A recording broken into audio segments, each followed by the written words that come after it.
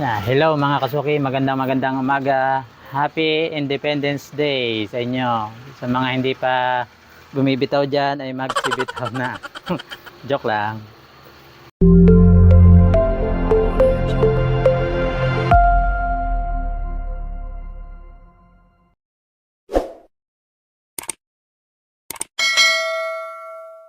Ang topic po natin ngayon mga kasuki ay 5 mahalagang paninda na hindi dapat nawawala sa ating tindahan. Ang unang babanggitin ko po ay ang katulad nito. Ito, pakita ko.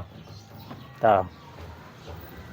Yan guys, dapat meron tayo lagi niyan. Itlog.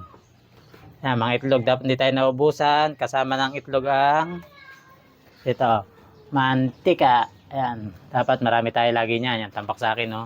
Yan ang unang mabibili sa akin, yung mga mantika. Kasama yan. Saka ang ito, kasama niya sa linya niya ang bigas.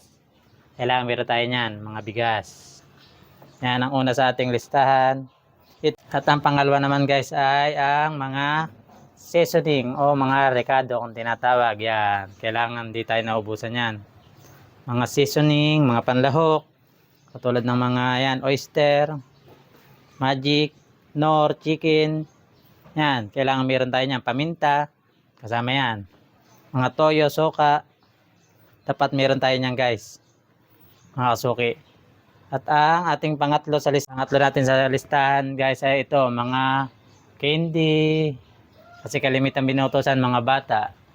Saka ito, mga chichirya.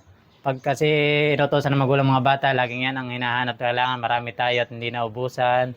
Kasama dyan ang mga kape-kape, mga yan, inumin, tinitimpla.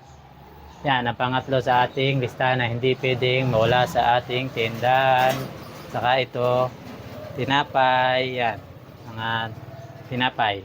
Kailangan meron tayo niyan.